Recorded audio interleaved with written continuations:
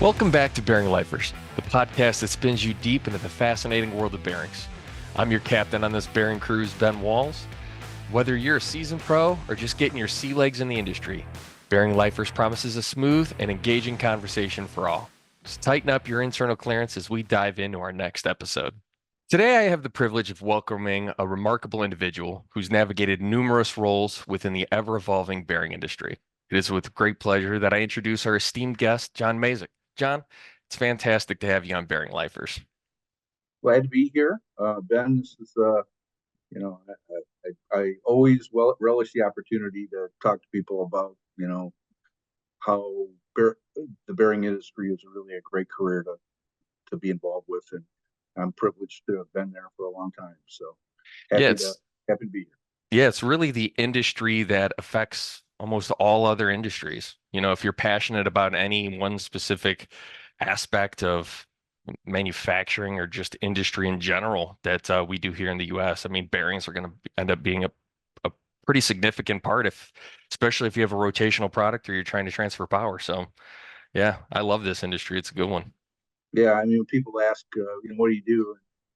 Well, I sell bearings. They go, huh? Little balls? And I go, no, I mean, anytime any equipment has a turning shaft, you got a bearing on either end of it. And so it's a great business. It's a great business because things are always breaking or people are building new stuff or they need to fix whatever they've got. People who are involved in this industry, I think the funnest thing is you get to touch and see how everything is manufactured. And whether it's food and beverage or, when we used to print newspapers or, do wastewater treatment, whatever, mining, oil, it touches really every industry in the U.S. And without bearings, we wouldn't have all the great stuff we have. The world would not go around, wouldn't turn. Yeah, absolutely. Now, you touched on it a little bit, but yeah, your family asking what you do, and you said, they're asking about the little balls. That's got to be a curse of every guy in the bearing industry.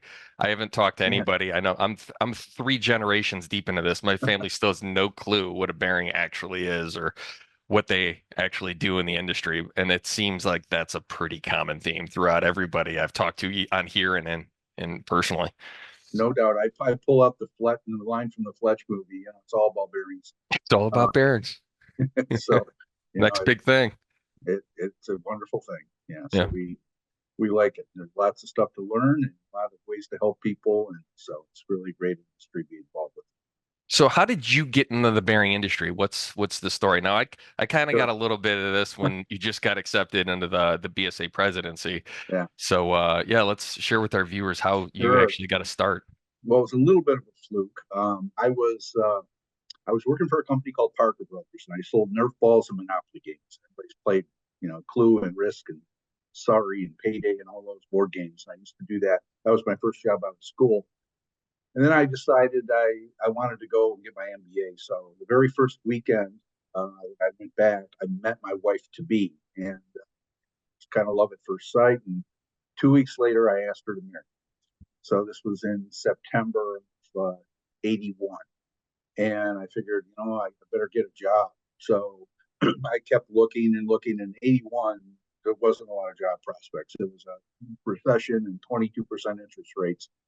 So Doug Savage, who owned Bearing Service and was a boyhood friend, I'd known Doug since a little before I was 8 years old, said, "Hey, why don't you come work for me and you can hang out here and learn the business and while you're taking on other interviews." So I did that. I started out in the warehouse my first day and identified adapter sleeves and retaining rings. And so I did that for a while. And he said, "Hey, we need some help at the counter. Why don't you come up to the counter and wait on customers? And that's a good way to learn this business." I said, "Okay, I'll do that." And so I did that for a while. And he said, "Well, I need some help on the phone. So why don't you go in inside sales and help us out there in Livonia?" So I was inside sales for a while, and then he said, I really have a need for a manager over in the Warren branch. Would you mind going over there? It's a little bit of a ride, but you can become the branch manager." I said, "I'm open for up to the opportunity." So I stuck on and decided at that point in time, well, this looks like this is going to be my career, and And so I was branch manager for 12 years. And then in 94, I became kind of overhead for bearing service and did HR and sales management and kind of whatever the president didn't want to do, which was a lot.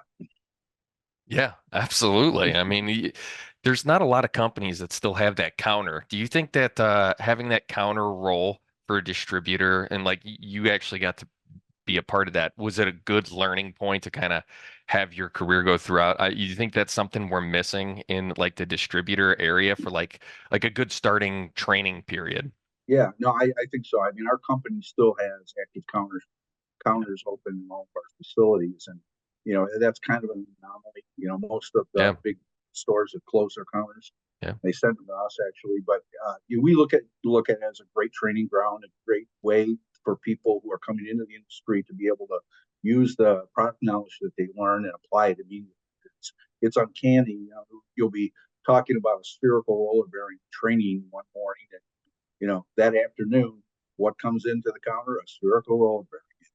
yeah, That's when you can really see the light bulb go on, when somebody can take the training you got and then see the product in an application and apply it. I mean, yeah. that makes it really worthwhile to help people learn this business and get excited about it, because I think training and knowledge, breeds enthusiasm.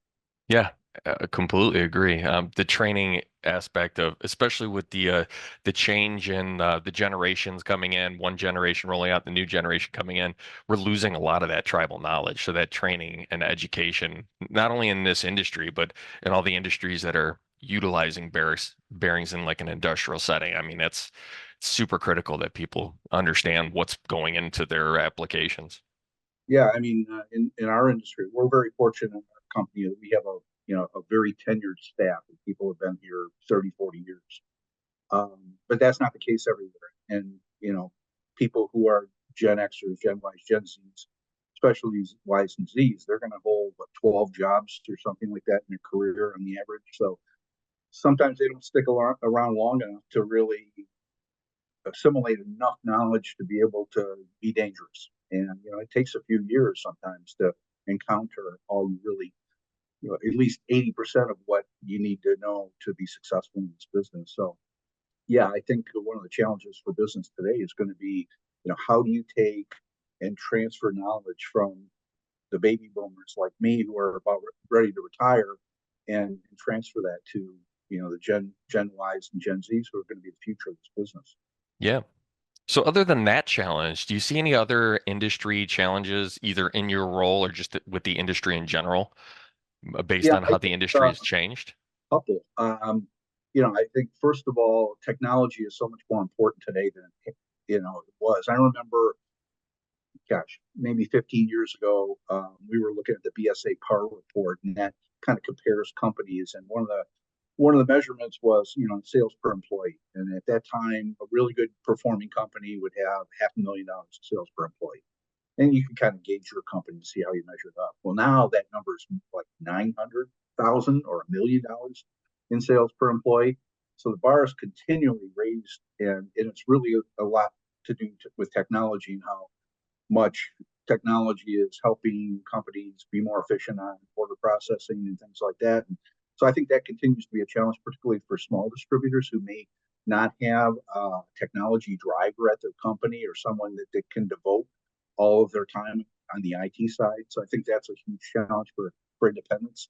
Um, I think that the talent pool also, everybody talks about how, it's hard to find great people. I mean, Yeah. we have somebody at our company who does a wonderful job in hiring people, and she loves doing it.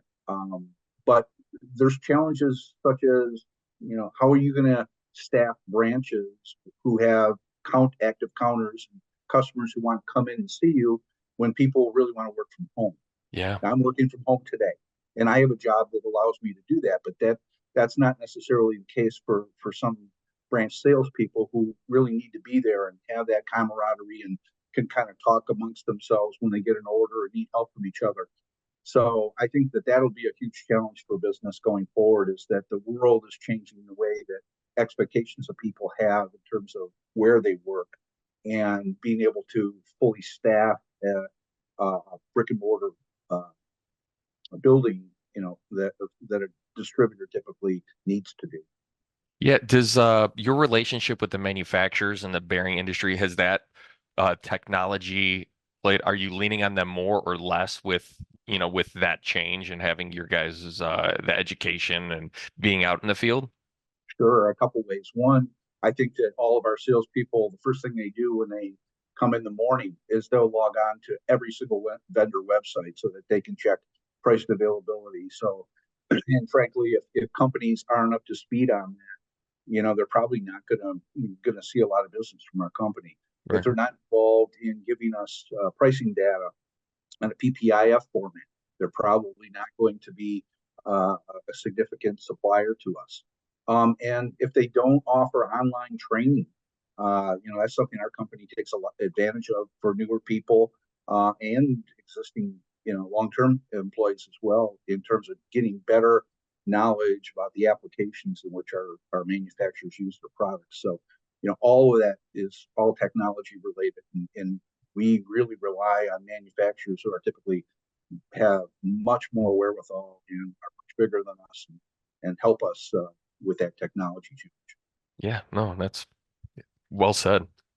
So, on to hopefully a better question that's a little more interesting and fun. What's your most memorable bearing story? It seems like every 6 months to a year, I can add another pretty interesting one to my my bearing Bible that I've tried to keep my journal over the years. But there's usually one or two that stand out, especially somebody that's been in the industry for as long as you. I'm sure you got a pretty remarkable one.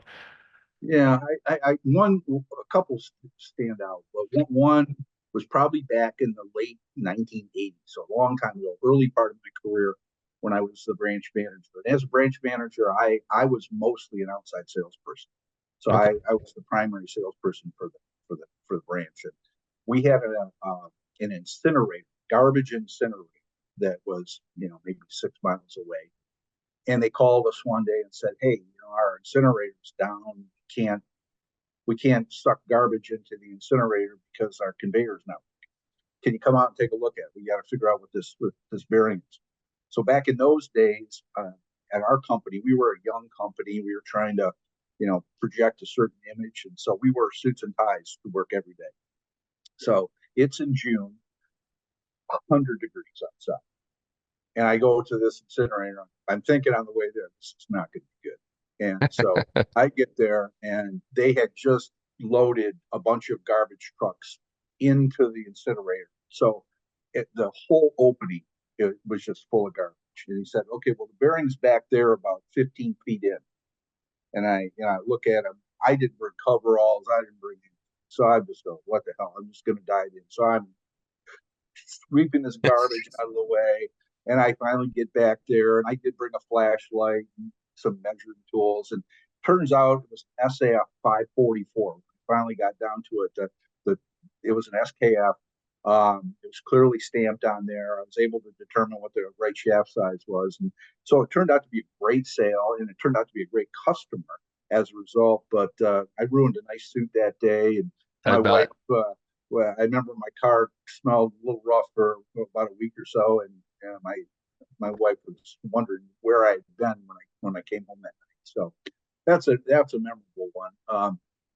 Most recently, I had a lot of fun recently. The BSA has a certified bearing specialist program Yep. that I'm a task force chair for that initiative, and so we've done a revision of the study guide, and we weren't getting as much traction as I had hoped. So I offered, as one of the subject matter experts who helped put together the revised study guide, I offered to teach people. And so I had 5 manufacturers show up, and we did it via Teams, as well as several other distributors, including a few of our competitors.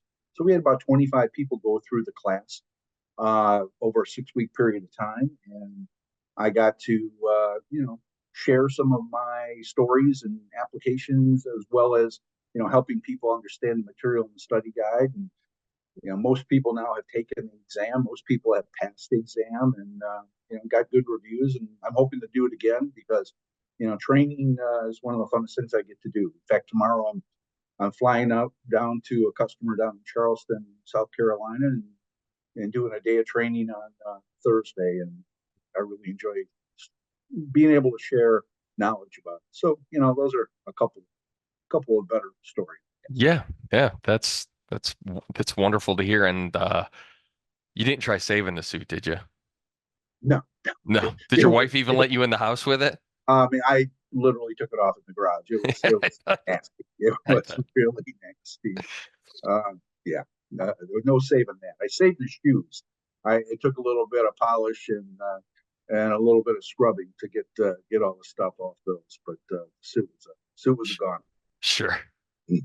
So I know in my career so far, I've been in the bearing industry 20 years, and I started in the shop, and I've kind of worked my way into this role. There's been countless people that have affected my life, and I started hearing the term bearing lifer to anybody that's really been in the industry and that's kind of stuck with it, even if they left and they ended up coming back, just because the amount of knowledge that they gained in it, they realized they were such an asset to it. And I realized that these bearing lifers are really influential. And now that I've been coming to a lot of the association meetings, I've seen the camaraderie that the industry really has, just trying to make the industry as a whole better.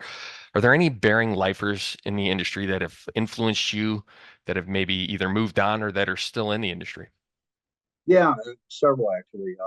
I guess number one would be a guy I've known since 8 years old. That's Doug Savage. He not only gave me an opportunity for a career, but Doug saw that the importance of involving people within his company in the industry on the association level. So we were very active with BSA and PTDA and actually other associations too. But getting involved in the governance and being on committees and attending the conventions or summits was really important because it helped forge relationships with other distributors and manufacturers. Yeah. And it really helped our company grow. I mean, when I started, we didn't have very many of what people would consider major bearing lines. And it was really through the relationships and the opportunity to talk to the leaders of those companies and share our story and share how bearing service, went to market a little differently than our competitors did, that we were able to take on some of the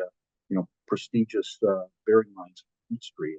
Yeah. So I really thankful for Doug and kind of how he had the foresight to do that, and also in the importance of learning. He taught me, this knowledge breeds enthusiasm. I think, excuse me, I said that before, and he's the one that really set the standard for our company in terms of coming to early morning trainings and training after work and doing vendor schools and things like that. And when you are knowledgeable about the products you sell, it makes your job so much easier. So he definitely had probably the greatest impact.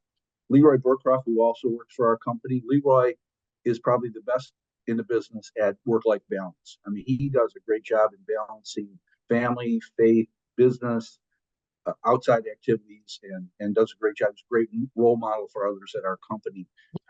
Outside our company, a guy named Herb Davis. He was noteworthy in the Michigan market. He worked for New Departure, Okay. which went defunct in '86, and then New Departure really essentially bought by RHP, or a lot of people went over to RHP, which became part of NSK eventually. But Herb taught me a lot about precision spindle bearings and applications, and teach me about the nuances of how those bearings are really kind of segment in and of themselves that Yeah. is a lot different than standard, 6203s. And then, and he also drove a Green Jag convertible, which was really kind of cool. So you always knew when Herb was kind of pulling up in the lot, he made a big entrance and big impression. And probably the last guy would be Ollie Martins. Ollie worked for SKF, Applied, NSK, and Ollie really was a smart businessman and really helped kind of educate Doug and myself and others at our company about what it really took to be successful and not be just a lifestyle business, but a company who could really grow and flourish in this industry. So, I mean, I've taken from a lot of other people that I could sit here and name probably 50 names, Yeah. but those are ones that really stood out to me. No, that's wonderful here. And I'll tell you what, my list is growing after every committee Sure. conference show that we end up attending. There's always stories and a helping hand, that come out from Anybody that you ask a question to seems to be willing to help and give you an answer. So Yeah. yeah, that's great to hear, and that is a wonderful list of names that you had. We have a lot of great people in this industry, and I'm really encouraged. Even though there's a lot of people my age that are going to be retiring over the next 2 to 5 years, Yeah, I'm really encouraged by the new people who are coming into this industry, how smart they are, how much they're eager to learn. And I see some people that have some of the same traits that I did when I was in my 20s, and it's great to see that this industry is going to flourish and the associations are going to be good because we got the next group of people that are ready to kind of step in and take over the leadership of the industry. So it's very exciting to see. well, hopefully I make the cut for Yeah, that list for the next absolutely. gen. Absolutely. Other than, that next gen of guys coming in to kind of help the industry, is there anything new in the industry that we should be, I don't know, keeping our eye out for if it's a new product or a new technology that a lot of companies, or if you're getting into the bearing industry for educational purposes, that we should be looking at? What's new either in bearings or the industry that you think that's going to be important? Yeah. Well, I think in terms of technology, you're going to see certainly more sensor technology and things that are going to be applied to the products themselves, so that from a preventative maintenance standpoint, people can spot potential failures earlier. That I think that technology is continuing to grow, and I don't think it's completely taken hold yet, and you don't Sure. have widespread use, but I think over time, especially as the baby boomers age out and the X's and Y's are taking over, they're going to be a lot focused on using that technology, I think, to help drive business and drive down the maintenance costs. I think that AI is kind of that variable that all of us not really sure about. I mean, conceivably, there's some technology out there that could it replace the run of the mill customer service person? Maybe. Can it replace a really knowledgeable senior customer service specialist who really knows product really, really well and has the ability to build relationships? I don't think so. I think there's still going to be a place for those people in the industry. I don't think everything is going to be automated, but certainly I think some of the large chain distributors and manufacturers, especially distributors, are going to use AI to their advantage, so that transactional business is going to be much more streamlined than it is right now. So I think that's something that is going to happen. And then, what I'm encouraged about, even at the BSA last time, they went from 6 to 16 at the Women in Industry meeting. So we're starting to see more women coming into the business, and I think I'm seeing more diversity. Uh, Peoples of color and people from all over the world being involved in bearings that just wasn't the case 5 or 10 years ago. And I think that's a fantastic thing that's happening. It's a great trend. The bearing industry should be just like society in general. It should really represent the everything. It shouldn't be just a bunch of old gray hair guys that are running all these companies, because there's a wonderfully talented group of people out there that I think can really affect the industry and give some new ideas that maybe haven't been thought of before. So I'm really excited about diversity and how that's going to impact this business going forward. But I think if one thing is we've all learned is that change is inevitable, and change is happening more rapidly. And those companies who choose to embrace change are going to be survivors, and those who don't, they're not. Yeah. And, and I think that that's probably the biggest lesson that I've learned over the years. And fortunately, work for a company that continues to embrace change and is trying to do whatever it can to be better and be a better distributor for our bearing manufacturers and PT manufacturers. Yeah, one last question to wrap up. It's Yeah, something that I sure. wanted to start asking these type of Yeah. people, and we touched on it probably 3 or 4 times. With this new generation, or just with trying to get younger, that Gen Z, Gen Y into the industry, it seems like trying to attract them to these blue collar type industrial type jobs is challenging.